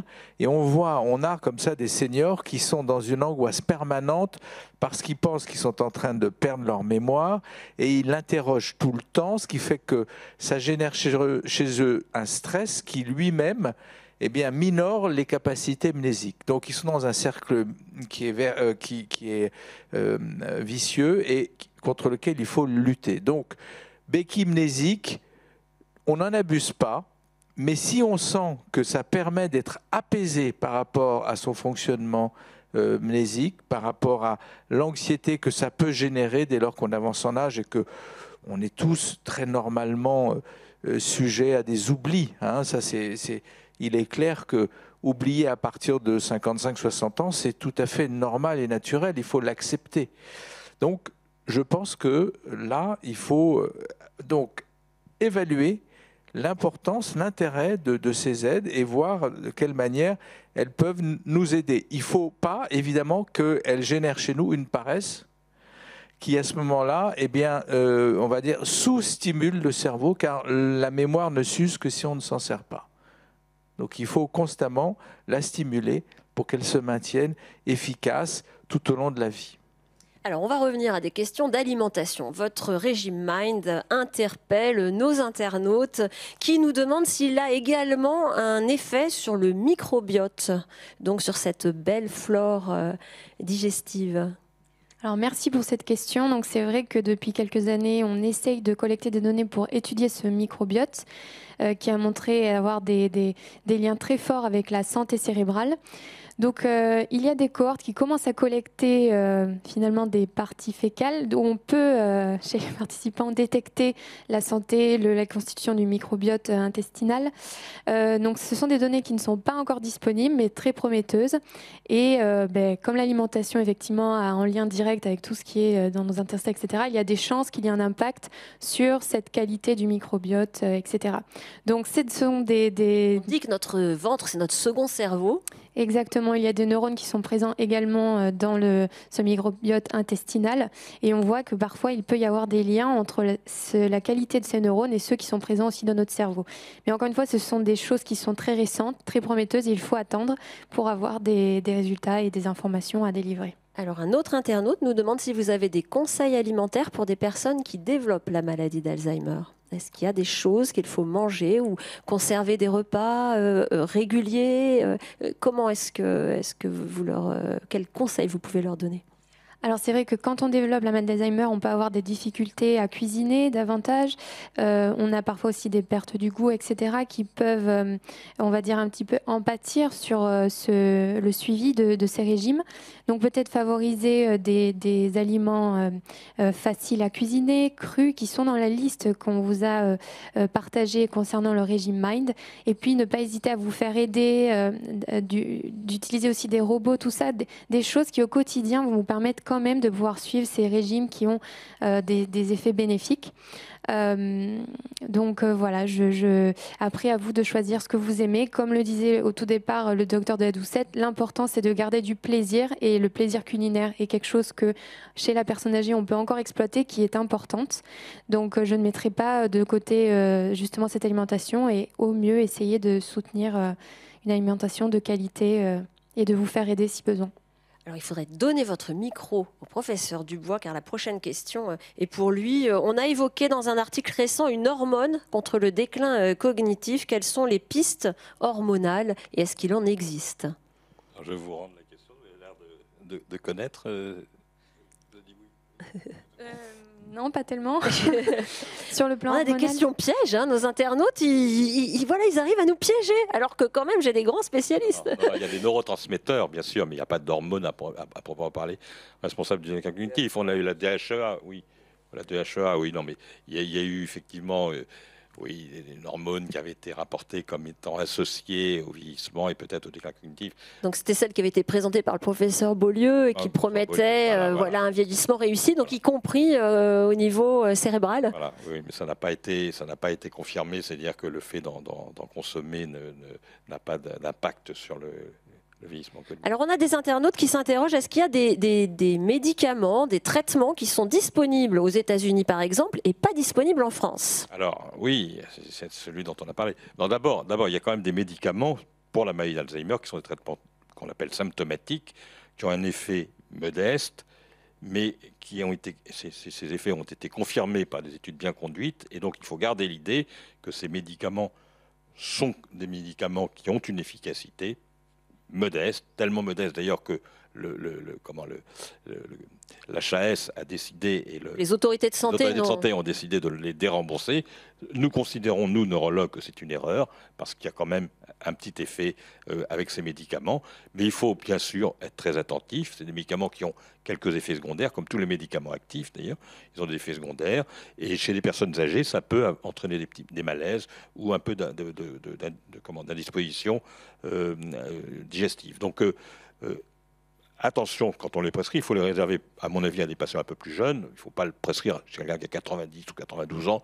Peut-être là, il faut être un peu attentif. Mais il y a quand même ces médicaments et ils existent. Et je pense que c'est une erreur. Il y a une perte de chance à ne pas les prescrire. Ça, c'est la première chose. Alors maintenant, on est dans l'attente de ces médicaments qui sont plus des médicaments symptomatiques, mais ce que j'ai présenté comme des disease modifiers, c'est-à-dire des médicaments physiopathologiques. Et là, il y a beaucoup de recherches.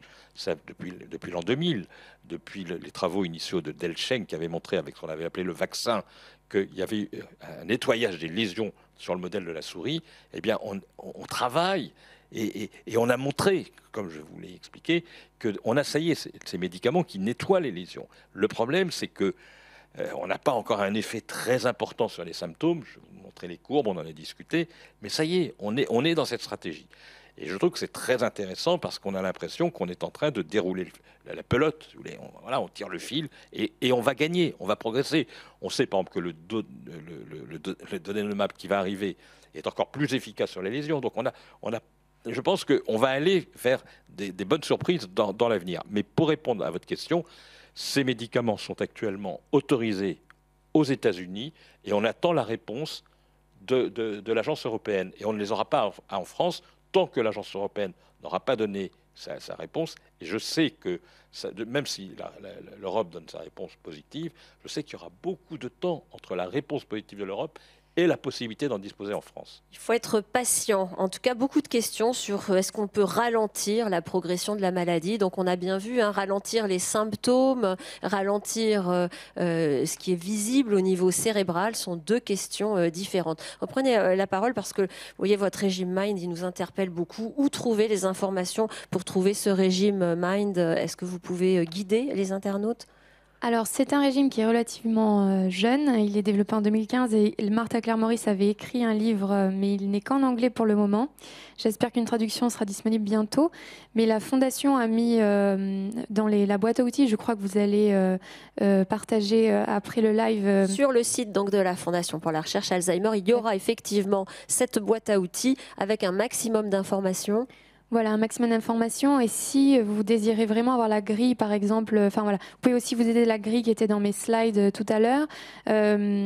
Voilà, donc c'est vrai que malheureusement, parce que c'est récent, c'est sorti aux États-Unis. En français, c'est dur de trouver des supports. Mais voilà, vous avez la boîte à outils, vous avez mes slides et voilà, vous avez de quoi commencer. Merci la Fondation pour la recherche Alzheimer. Alors on revient sur les facteurs de risque. Est-ce qu'il y a une relation entre les métaux lourds et Alzheimer ? Ah, il va falloir parler dans le micro. Oui, c'est mieux. Ça a été donc évoqué par le professeur Dubois. Hein, l'aluminium, je ne suis pas sûr que c'est un métal lourd, mais enfin, du moins ça a donné quand même lieu à pas mal de remarques. Le plomb et tous les autres, au jour d'aujourd'hui, on n'a pas d'études très précises pour savoir s'il y a un lien ou non. La pratique d'un instrument de musique est-elle porteuse de bienfaits susceptibles de contrer la maladie, et même simplement le fait d'écouter de la musique ? Oui, absolument. Et la musique est probablement de tous les loisirs intellectuels celui qui stimule le plus cette fameuse réserve cognitive qui nous permet d'être résilients. On va échanger de micro parce que ça fait un peu de... Ça fait du bruit, voilà, pardon. Ça va être mieux comme ça. Donc la musique est très efficace et on pense qu'une des raisons de cette efficacité, c'est que on a vu avec des machines très sophistiquées que lorsqu'on écoute de la musique, eh bien ça mobilise énormément d'air cérébral en même temps. Et c'est probablement pourquoi eh bien, écouter de la musique est si efficace pour stimuler le cerveau et maintenir cette réserve cognitive. Certaines activités sportives, je pense par exemple au ping-pong. Vous aviez, lors des entretiens Alzheimer passés, présenté une expérience très intéressante d'une pratique de ping-pong, y compris à un stade avancé de la maladie. Ça, c'est aussi un message qu'il faut faire passer ? Le message qu'il faut faire passer, c'est que l'activité physique, elle est pertinente pour prévenir la maladie d'Alzheimer dès lors qu'elle n'est pas encore installée. Mais elle est aussi utile pour freiner l'évolution de la maladie lorsqu'elle est arrivée à un stade dit démentiel où on a des symptômes qui apparaissent. Et l'orthophonie, est-ce que c'est quelque chose qu'on conseille ? Tout à fait, l'orthophonie est très importante pour deux raisons. Encore une fois, parce que lorsqu'on est devant un orthophoniste qui a cette expérience, il va stimuler eh bien, les réseaux en rapport avec le fonctionnement de la mémoire. Mais aussi, l'orthophonie est une occasion pour eh bien, le malade ou de sortir de chez lui ou d'être en interaction avec quelqu'un, voire même avoir du plaisir à eh bien, travailler sa mémoire. Donc ça, c'est utile, mais il faut être conscient d'une chose, c'est que l'orthophonie ne fonctionne que si le patient est partie prenante. Alors revenons à la prévention. Est-ce que l'entraînement, est-ce qu'il y a des exercices d'entraînement ? Est-ce qu'il faut faire beaucoup de mots croisés, de sudoku Est-ce qu'il y a des exercices qu'on conseille pour essayer de se mettre à l'abri ? Il n'y a pas un exercice à conseiller. Il n'est pas question, si vous voulez, de ne faire que du sudoku ou des mots croisés ou du Scrabble. En réalité, il n'y a pas vraiment ou difficilement de transfert de compétences d'une mémoire vers une autre, car on a plein de types de mémoire. Et donc, il faut faire plein d'exercices différents, plein d'activités différentes pour arriver à stimuler justement tous ces champs de la mémoire. Donc, ça passe par des loisirs intellectuels, donc jouer aux cartes, au Scrabble, faire du sudoku. Il est préférable de faire en sorte que ces loisirs se passent en groupe, car on a vu que la vie sociale est utile pour stimuler cette fameuse réserve cognitive. Mais ça peut aussi être tout simplement interagir avec des plus jeunes ou avec des gens de son âge. Ça peut être voyager, même jardiner, montrer que c'est très efficace parce qu'on réfléchit, en même temps on fait de l'exercice et on est dehors. Donc il faut multiplier les occasions d'interagir, de stimuler et surtout de sortir de la routine. Le cerveau n'aime pas la routine. Un grand merci à chacun de vous. Un dernier mot, professeur Dubois, prenez le micro. Juste, si tu me le permets, je crois que c'est intéressant de dire que tout ce qui a été dit est important. Ça ne fait pas de doute que c'est comme ça qu'il faut faire, et il faut aller vers ça. C'est ce que tu as dit, les stimulations cognitives, la stimulation... Mais ce qui est intéressant, c'est qu'on n'a jamais pu le démontrer dans un cadre expérimental. C'est-à-dire qu'il faut rester un tout petit peu réservé, même le MIND, il faut attendre d'avoir des résultats. C'est-à-dire que ce sont des pistes qui sont très intéressantes, qui sont à l'évidence, et c'est l'expérience des cliniciens que nous sommes, qui sont validés par l'expérience et par le quotidien, et qui répondent en plus à des modèles que nous connaissons, et qui sont, et les modèles neurobiologiques, et notamment de neuroimagerie, valident ces approches-là. Mais c'est vrai que c'est très difficile d'avoir une démarche expérimentale, parce que ça nécessite des populations importantes, ça nécessite des cas contrôle, ça nécessite c'est très très lourd à démontrer. Et donc il faut attendre. Si on veut la démonstration, il va falloir encore attendre un peu, mais cela dit, c'est vers cela qu'il faut aller. Continuez à soutenir la recherche, en tout cas, en attendant. Énormément de questions, on n'a pas pu prendre toutes vos questions, on en est vraiment désolé. On le savait que c'est une thématique qui pose beaucoup de questions, mais vous avez vraiment été très très nombreux à nous envoyer vos questions. Dites-nous ce que vous avez pensé de cette édition de Digitals. Avez-vous apprécié cette conférence? Est-ce qu'elle a répondu à vos questions? Donc voilà, vous pouvez noter de 1 à 5 étoiles. C'est important pour nous parce que ces conférences, on va les continuer. C'est important pour nous de continuer à partager ces informations, à parler de l'actualité sur cette maladie d'Alzheimer, permettre à chacun de s'équiper au mieux. Merci beaucoup à tous nos intervenants et à toutes les études que vous menez qui nous aident à espérer ou continuer à ouvrir des fenêtres pour vivre le mieux possible et réussir notre avancée en âge. Un dernier mot, Olivier de la Doucette, je vous laisse le mot de la fin au nom de la Fondation pour la recherche Alzheimer. Oui, si j'aurais un mot à vous dire, c'est que finalement, la prévention, on a vu, elle passe par un certain nombre de choix de comportement. Mais il y a une autre façon de prévenir la maladie d'Alzheimer, c'est de soutenir la recherche. Car le jour où on va trouver un médicament, à ce moment-là, eh bien, on pourra vraiment être efficace sur cette pathologie qui nuit à tant d'individus. Et pour soutenir la recherche, il faut la financer. Donc vous êtes là aussi pour aider le financement de manière à ce que nous soyons tous les petits porteurs de cette grande ambition collective qui est qu'un jour, eh bien, on puisse dire de la maladie d'Alzheimer, c'était un mauvais souvenir. Merci de votre attention. Merci et rendez-vous l'année prochaine.